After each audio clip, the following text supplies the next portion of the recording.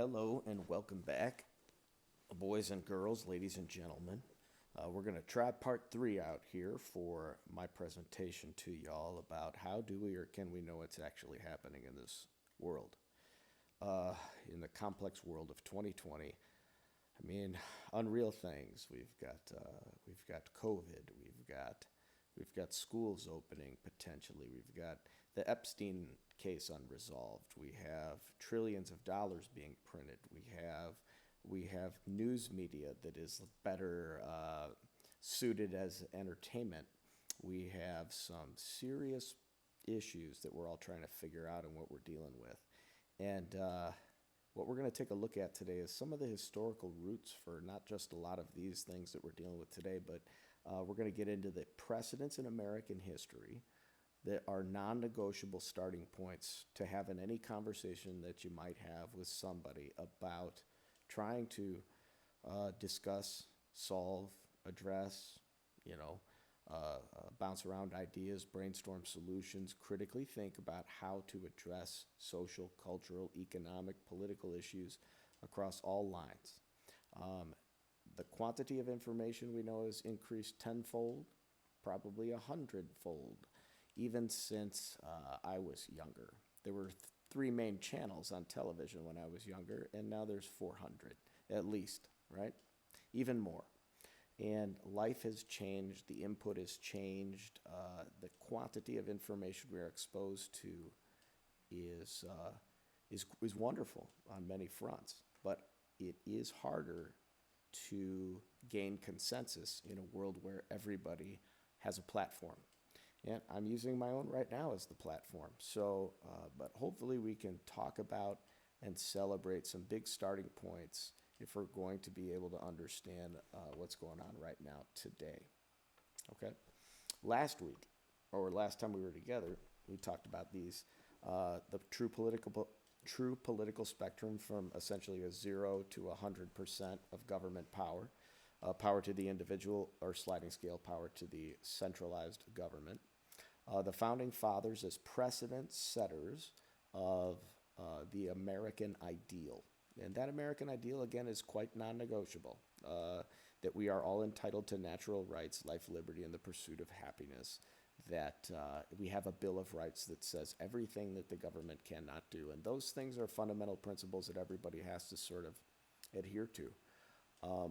The American democratization process, how the expansion of the right to vote really has impacted just not only American politics, but American economics. And it's just a variable toward understanding the responsibility and the privilege of political participation in a system like ours, a system that promotes the rule of law over the rule of individuals. We are supposed to, in theory, be governed, again, by rules. And everyone in the situation is supposed to follow those rules/laws. And again, we talked about this before. What we have seen is we are clearly falling short of that. From the lowest on the socioeconomic spectrum to the highest on the political socioeconomic spectrum. Our system of federalism was meant to address the proper balance of state power versus power of the federal government. And that's why courts were established to figure out the sticking points of a loosely interpreted constitution, which has grown over the years since its inception, over 200 years ago.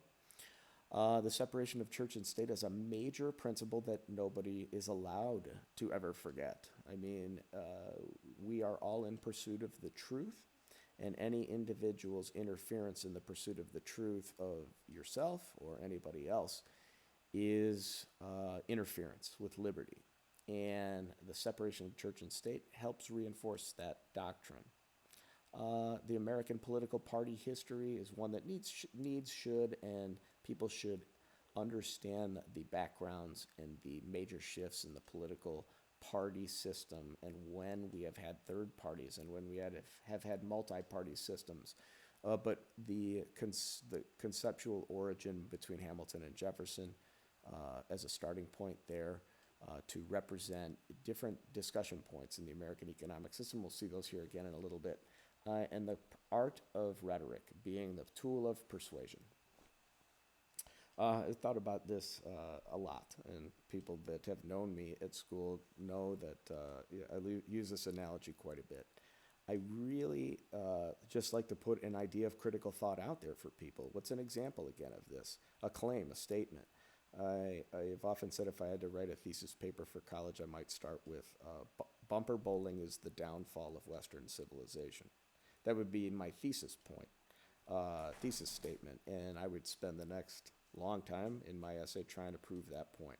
But essentially, already know some of the claims, how I would, or some of the supportive claims I would use in that. You just look at the analogies. There can be no failure in this game that this young child is playing. And why? How come people suggest people aren't as good of critical thinkers maybe anymore, on the mass scale anyway? And I think it can be contributed back to sort of the culture of reward without self-reflection even. And this, from a youth point of view, seems to represent that perfectly. There can be no failure, so there can be no need for self-assessment, and there can be no critical thinking about your shortcomings and your strengths, and how to get better, and how to address problems, and how to overcome difficulties. I mean, in one generation, we had kids that used to figure out how to try to throw a straight ball and feel bad occasionally, to a youth population that just thinks bowling's super until the gutters get taken down by some time in their adulthood. And by that time, a lot of the behaviors are kind of already established. Um, just a thought, and just a critical thought that's fun to put out there in the world of critical thinking, okay? You should engage in those discussions with people. You should share ideas openly. That's what fun. That's what the fun is. Um, I took the liberty to put a few of the biggest, obviously historical changes and precedents that have been set in American history that fundamentally changed how Americans lived, thought, approached. So we're just going to look at them all really quick here. I could give hourly presentations on all of these things, but and maybe I will in the future. I don't know, but I'm trying to help everyone understand what's happening today with a big picture understanding. So, from the founding of the nation's starting points that established the Constitution, the Bill of Rights, and subsequent amendments to the United States Constitution, we've gotten we have achieved a foundation that and one of the elements I think that's really cool to see is we'll talk about the agrarian America in its original intent in a minute. 1861 to 65, the United States Civil War, obviously everyone knows, is a major change. The federal government is now supreme. There is no more secessionist attempt in American history. States have not really tried to secede. We can talk about some of the smaller grassroots movements that have popped up throughout both the political right and the political left on the spectrum. But basically after that, we spoke as one national voice. Lincoln spoke eloquently about that at the Gettysburg Address. The Gilded Age, after that, transformed America from more of an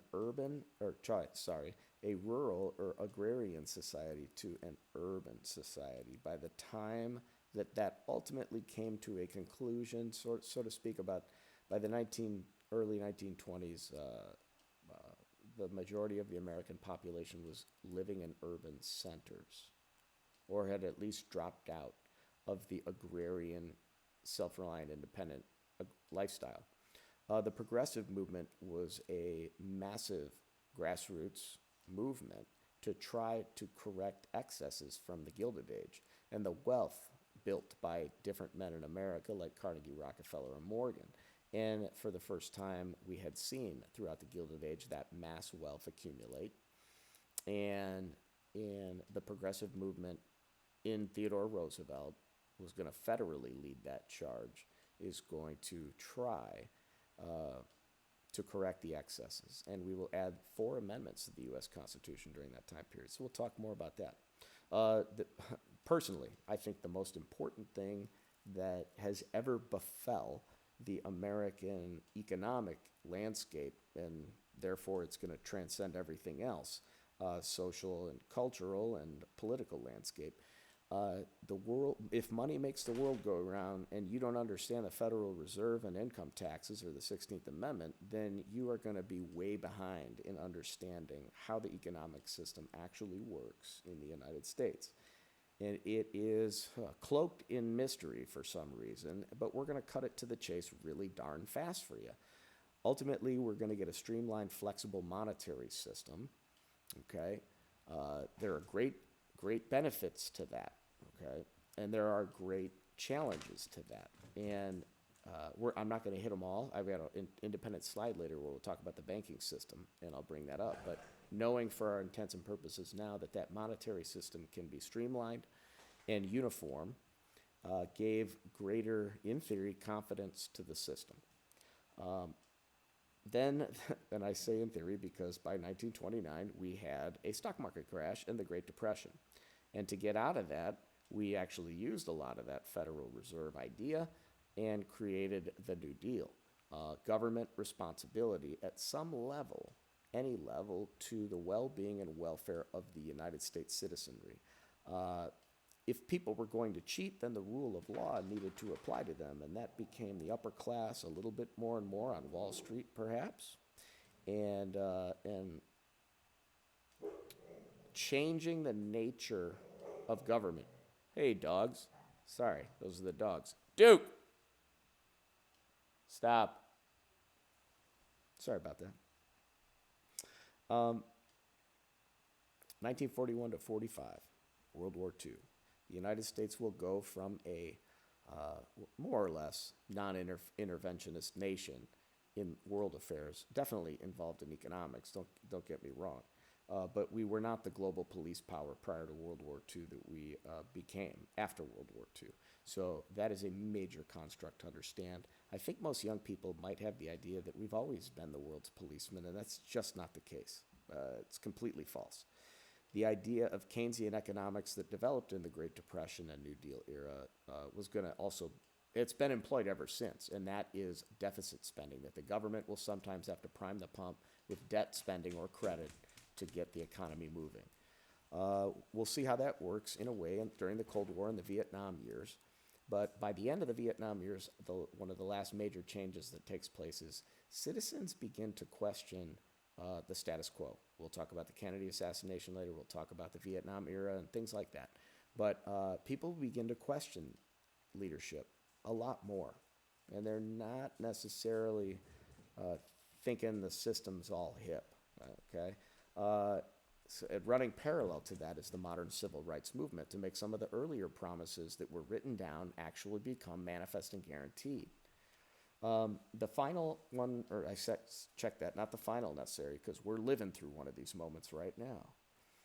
But second to last year, 2001 or 9/11, the war on terror begins after the World Trade Center is attacked, and essentially what comes out of that in the Patriot Act is the surveillance state is born.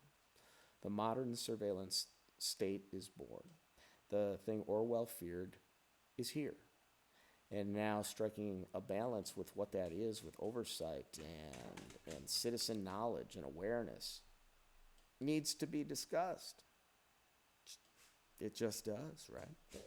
And it's only operating under the major premise if you want to maintain liberty and government that's accountable, okay? And if there's anything here that I'm saying that seems controversial, I'm not quite sure what it is. These are supposed to be starting points. And when we get into the 2020 pandemic and this year's next November 3rd's election in 2020, there is an undercurrent of angst in it. There is a culture that is feeling tense. There is a culture that feels that one of these next horizons is going to be, or thresholds or horizons are going to be passed or crossed. We know there's a lot at stake, okay? Not just by the election, but by COVID, the pandemic, and how the pandemic is perceived. And so many variables need to be addressed and discussed. And we're going to try to do them all with you, okay? We'll talk about these variables that need a long view understanding in the next several slides. Pre to post Civil War, technology changing things. The American dream goes through massive changes. Pre and post World War II America, communism, socialism, and the global picture, why it arose and why it failed.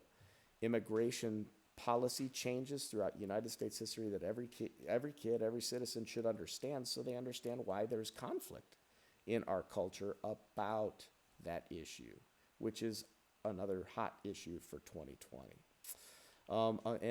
And another final hot move or issue toward 2020 is the move toward globalization versus nationalism, and that struggle that is unfolding. Right now is a fun one to start with. The Civil War, the first thing, the crossroads of massive change, the very first massive change. I like to start with the center pyramid. This could be a complicated slide to understand, but I think if I start with that, it'll make sense. That's what the social economic pyramid sort of looked like for most of American colonization. And what made the United States, or at least what will be that, right, from colonies, is American colonists, almost everybody in the colonies owned land, and almost everybody was an independent farmer. So by default there, they were allowed to participate in the political process. So they wanted to become more aware, knowing that their economic ties were with the system and the stability of the system. And see, back in Europe, what a lot of these folks had escaped from is indentured servant slaves. And this would be white slaves, right, who were selling their service temporarily, 4 to 7 years generally, so that they could simply have access to free land in the colonies after that. And that was the only place in the world available to have land by average citizens. And so many were willing to take that risk and took it. And that's how we became established as a very unique social and economic anomaly. Simply the availability of all that land in the United States is going to promote a less rigid policy of territoriality. Now, granted, guess what I'm not talking about here, right? I'm no dummy. I haven't mentioned anything about the Native Americans yet. But does that mean that we're going to forget about them? No. They're two different worldviews or points of view that require understanding. But I don't have all day to go through every issue that people could contest. We have a short time also to try to understand, but all these variables, if you want total understanding, the journey will never end. The search for the truth will never end. It's a mindset. So back to this pyramid. That will change with the railroad, beginning to have interdependence in our economic system, and the march toward urbanization will create a nation of independent nation of farmers to an interdependent system of agrarian and industrial interests and markets and things. So this has changed over time, but we call this today, generally this middle section, we call it the American middle class. But we all know that the middle class is tied into the success of the wealthy as well. And so the middle class is now interdependent. It can't generally go live on a farm and be self-sufficient. And in the history, if we go to the bottom of the pyramid, we'll look at slavery and slaves. We're not looking at it as the institution yet. Follow this, what was literally slavery back in the day, right? Prior to us ending it in 1865, that was practiced up until then. The slavery then was bondage, human chattel, chains, Frederick Douglass, beautiful man, and a soul that explained the institution of slavery more than anyone could. But you were bounded to your master. Fast forward to the modern day, many people make the analogy that slavery today is debt. Okay, and this would appeal to the Bernie Sanders issues and crowd. This is just critical thinking and connecting things that we need to understand. But Democrats don't own the idea that we're just drowning in debt and we're debt slaves. Critical thinking people all around understand that it's difficult to get out of student loan debt and house debt and auto debt. And if you are somebody that's irresponsible with money, spending debt on credit cards that charge 19% interest. All right, now we can talk about all of these complexities till the cows come home. But between Thomas Jefferson's original intent on the left side of your screen, the nation of independent farmers, landowners, and the Jeffersonian ideal shifts ultimately in the long run to a Hamiltonian system of interdependence, right, and material growth, right, but perhaps greater ability to create too. So a complex economy that requires a complex understanding of its development. I didn't even mention big tech up there, but we all know their influence too won't be ignored throughout this. Oh, and there it can go right there. Technology driving change. One of the neatest understandings is that mass popular culture did not really start until mass communication began. And the first of that was essentially recorded sound and the radio. That will change how we live. It will create a common culture of consumers and an increased need for marketing, messaging, uniformity of thought. I can't live without this. We need to get that. Beginning to measure standards of living from that perspective, right? From the material perspective. And many people look through that lens today. And we know that we are a more materialistic culture than we have ever been in United States history. It has grown progressively, generally more materialistic. And you can understand then the need for uniformity of thought. And what we're trying to do is teach critical thinking and individualism in our presentations here. So we're up against a big, big, big issue. The American dream, the idea that one can achieve it, has changed throughout American history, but to each their own on what defines success for you. I find myself right now looking forward to downscaling and simplifying and making things smaller from an economic, materialistic perspective. I know I'll never get, and nor do I really think I want to live in that cabin right there, but it really starts there. The initial American dream during the colonies for 150 years, almost 200 years, is probably the dream, okay? All the way to basically the post-Civil War era. And manifest destiny and the idea that American dream via the political system and its righteousness, or the exceptional American idea, the stuff that Jefferson and Hamilton discussed, and these, the connections to the Constitution and the Bill of Rights, and the idea that Christianity in the context of the American experience was the supermajority influencer, and that the moral compass and the moral fiber of Americans as they manifested their destiny across the continent of the United States was simply going to be a benefit to the land. Now, again, I haven't taken the Native Americans' perspective in this. We will discuss that because when we talk about balance of curriculum, we talk about the values of Native American culture. I'm not going to do that right now because Native American culture doesn't fit with the American dream as we all understand its general presentation. Do we understand that? So stasis of argument is very important. And the American dream we're talking about here is the American dream of how do Americans perceive that dream, and how have they over time. It began to change. I love using the Gatsby picture and the 1950s on the far right there, the white picket fence, little home, little White House, and community strong, and anyway, they become more materialistic, obviously, there, and routes that create that are going to be the railroad and automobiles a lot. Okay, let's get to 4 and 5, and I got to do this stuff kind of quick too, and look at how much stuff I'm thinking I'm going to be able to do quick. It's going to be tough. East versus West, the ideological international contest. This is going to be the way America operated and how it really became a global police superpower in the Cold War era, lasting from post-World War II all the way to the early 1990s. Okay, the very first communist socialist nation was the Soviet Union, who built on Marx and Engels' philosophy in the Communist Manifesto.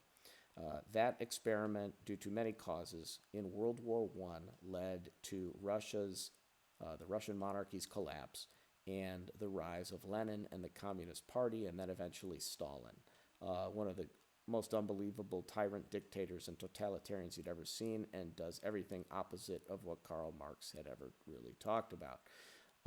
And also, I can't get into all the ideological comparisons that we should understand, but here is one massive one. Everything I just talked about, you with land ownership in the United States as an individual, private property owner, that's not allowed in a communist totalitarian state. The government owns all the land. So that is the foundation of why the United States never wants to be communist. And if anybody disagrees with me on that, and somebody wants to get me in trouble for that, then so be it. I don't think we ever want to be a communist nation, totalitarian. And in every one of these nations that you see up here, communism didn't work to the benefit of the people. It worked to the benefit of the folks that put the communists in power. Okay. The Soviet Union will disintegrate in 1991. I'm not going to get into all of the whys, but they did. But prior to that, they had impacted the development of Eastern Europe and the Warsaw Pact nations after World War II, where they stayed and never had retreated from. China will be the next great country in 1945 to succumb to communism, even though there's many reasons why China was in the state of affairs that it was, and some of it goes back to, right, the age of imperialism and British colonization and the Opium Wars. But we're not getting into all that right now. But anyone that needs to understand why Chinese communism might have been appealing to the Chinese citizens needs to go back to that era and understand it. Otherwise, you don't have an understanding of why China is the way that it is. A country with a totalitarian government and a complex system of capitalism right now, and gangster capitalism. Even worse, right, than American Wall Streeters, okay? The North Korean system, 1945 to the present too, totalitarian dictatorship. That's what we've got. It doesn't mean we can't talk to them. It doesn't mean we shouldn't talk to them. And it doesn't mean we shouldn't try to conduct business either. But with China or North Korea or Vietnam or Laos or any of these nations, right? But what systems are we going to operate under in cooperation? It has to be addressed if we're looking at the modern day and why the world is such a tricky place to understand. The Vietnam experience, yes, Laos, Cambodia, I mentioned, Cuba, major influencer of American history, and we will talk a little bit about that maybe at a later date, maybe when we get to the Kennedy assassination. And Venezuela is what we're seeing in the modern day. And a lot of Latin American nations that had gone more the socialist route are experiencing massive issues and massive emigration, meaning those people are wanting to leave those countries. And those folks are wanting to generally get right now, as it is, into a country like the United States. The interesting thing that we see rising simultaneously is many folks seemingly, at least it seems like that when you watch TV, that many Americans are ready to install a system with many of these features and characteristics. And it's just, that's one of the major complexities of why people are struggling today to understand what's happening, okay? The history of United States immigration, this will help you guys also understand why immigration is such a hot topic in the modern. Chronology of U.S. immigration law. Okay. There virtually was almost no intervention in immigration, generally speaking, until the 1920s, with a Chinese Immigration Exclusion Act passed in 1882, which didn't exclude all Chinese, only Chinese laborers. The elite were still allowed to come in, meaning the intelligent and folks that had something to offer on the merit-based system were still allowed in. But if you read any American textbook, they will generally tell you that Americans passed that law because we're racist. That's generally will be the discussion point of the book. And it's just not accurate. And as well, the idea that China had succumbed to an opium addiction and had half of its nation addicted to opium was another motivator to stop immigration from China at that time. So, like I said, how many people understand all that? Not many. How many people understand the easier argument that Americans are racist? More. It's up to us to strike balance of understanding and believability. Okay. 1921 and 24, we established a quota system based on the idea that the Russian Revolution was successful and communism had been established in the Soviet Union. And the United States, in reaction to that, gave restrictions since most of our immigration peoples at that time were coming from Southern and Eastern Europe, which would be Eastern Europe of the communist modern. And, that's why we did it. The Immigration Act of 1965 attempted to and did remove limitations and quotas and more relaxed immigration policy. And at that time, that's when we begin to see an international swell of more immigration to the United States. Okay, basically remove the quotas. And that is the starting point of a contributing factor toward the immigration explosion from Asia and Latin America in the United States. Prior to the 65 Act, the United States, I believe, if I get the number somewhere along the lines right, it's probably like 89%, Anglo at the time when it was passed. I'm kind of approximating, but 10%, 8% African American, and I could be off 10% either way there. But basically, our demographics began to change after 1965. And when that begins to happen, it isn't demographics that change, it's cross-cultural or multicultural systems. And now the question becomes, to what extent do cross-cultural systems should integrate into some of those common understandings that we talked about before if you're going to be an American, or what are you and should you feel completely content to hold on to as part of your cultural heritage? You have the freedom to do that in this country, but folks don't have the freedom to expect, I would say, the idea that people should make policy or change policy based on special interest groups. And we see that happening a lot, not always from that standpoint, but from an immigration standpoint, but also from an economic standpoint. And we won't even be done with that at the end of all of our understanding. Ronald Reagan, in 1986, at that point in time, the United States was containing roughly 10 million illegal immigrants that had illegally crossed into the United States, mostly from the southern border. And what Ronald Reagan had done is grant amnesty to those immigrants, allow them to become full American citizens on the promise that a civil rights law would be written and signed by him after he did it. The challenge is that has never been done. And immigration has been used as a political issue by both political parties in a massive control factor of fear. And we've had executive orders is what we've had dealing with not just immigration, but a plethora of other issues, which really makes us, at the end of the day, look more like a tyranny or a monarchy, essentially, if you will, or a dictatorship at times. Each political party will bludgeon the other with that claim whenever the other is in power. So that's the challenge to our understanding. And immigration, we didn't even talk in this particular slide about map number 2 up there, which was the African forced immigration policy, meaning slavery. And knowing that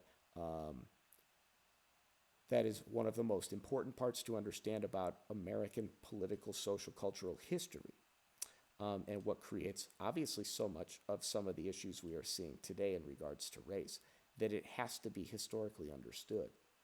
And we'll get into the institution of that on a later presentation. The current crisis of immigration, again, why things seem very, very difficult, right, to understand is if you get into the border issues, if you listen to interviews by Border Patrol agents and the former heads of departments of those positions in government, local law enforcement, national law enforcement, folks like that who are on the border. That's where you might want to go for some of your information on what's happening on the border. I wouldn't generally go to a politician for what's happening on the border. This is considering your sources of information. Generally speaking, a good place to go is people that are doing those jobs. What are they saying? Ask a teacher what they think. People don't really even do that. But ask the people in those positions what they think. And you'll probably get more of a authentic answer about what's happening. And in the far corner picture up here we see on the right, these are murders, shootings on the border of Mexico that have gone up so much in the last 10 to 20 years that it is one scary place, mostly connected to the drug cartels of Latin America and human trafficking issues where kids are brought across the border or minors are brought across the border as objects for the worst things you can think of. And getting control of that situation doesn't seem unreasonable. Now, balancing and striking that balance between our legal and illegal immigration and what system we should have really is going to require consensus on both sides of the political spectrum. The challenge is we haven't had it since 1965. And what we have right now is the executive order that Donald Trump issued to build a wall I don't know if it was an executive order exactly, but as part of the military spending bill that we're going to build the wall. And now that's a symbol, right? And that's a border, and it's concrete, no pun intended, but it's an actual border. And does it serve a function? Of course it does. Does it negate illegal immigration? Yes. Does it curtail it? Yes. And all you need to do is look at the studies done by government offices in the Immigration and Border Patrol. I mean, that's who I try to trust first. The final struggle we should probably look at is the struggle that we are, of globalism versus nationalism. This is probably the most important variable to understand about the struggle that you see happening in the complexities of this world right now, is that there are those that more or less believe, if you want to politicize this in the United States, it's not just the Democrats, Biden, Obama, and Clinton that I have over there. It's been Republicans too from the previous administration, like the Bush administrations and the Clintons. More globalists in nature. This would search for more global order and global laws and global consensuses to be reached, okay? And using the international organizations like the United Nations, the IMF, the World Bank, the World Trade Organization, WHO, and trade agreements, okay? This would be more of what has happened in the push toward globalism. Now, the challenge with that is the nation that seemed, or the nations that had something generally to, I don't want to say lose necessarily in that relationship, but they were going to be the Western nations. After World War II, they were the most powerful and the most influential. And they had defeated the Nazis and the Axis powers, okay? So by default, they were simply more influential. And what we are seeing with the rise today of nationalism, and this isn't nationalism like your teachers may have taught you, excess pride in your country. This just means national sovereignty, that your country's national sovereignty is superior to the globalist idea. Because in order to have a globalist system of laws, we would have to agree with, in the United States, we would have to agree with everyone in China on stuff. And it's just not going to happen. So what is left after? You want to work toward making cooperative ventures. That's why we have those organizations in the world. But at what point should national sovereignty be what's the word? Sacrificed. Okay. And what you were seeing in agreements by NAFTA and the Trans Pacific Trade Partnership, known as TPP, was uh, since the United States was more wealthy, uh, it felt or pursued policies where it felt it would trade at a level of imbalance, where we would sacrifice and give trade benefits to other nations. And what the reflection of Donald Trump was in his campaign in 2016 is we're saying we're not doing that anymore. Other countries are becoming wealthy at the expense of now the United States, and that game's over. That we are going to have to change how we deal with foreign nations and now establish, at the very least, an equitable playing field and what conditions would be necessary to have that. Now, doesn't mean that you reject ideas on international cooperation, but what you're seeing happening all over the world, oftentimes in reaction to chaos in the Middle East and seeing refugee crises in Europe that way, like refugees from the Middle East moving into Europe in massive numbers, that's causing a lot of cultural reaction in nations in Europe, especially Britain, who went Brexit 2 years ago, who voted to get out of a globalist more trend. And that has been tough, even on the nation of England, because it seemed to be roughly a 50-50 issue, even though they held an election to decide that. So does that mean we're not supposed to work together with the world? No. The idea is striking the balance between what is good for all of us in a global context and what should remain sovereign in a nation state. That's critical thinking, okay? And discussing those and hashing those out and debating those out back and forth. It isn't one side condemning the other.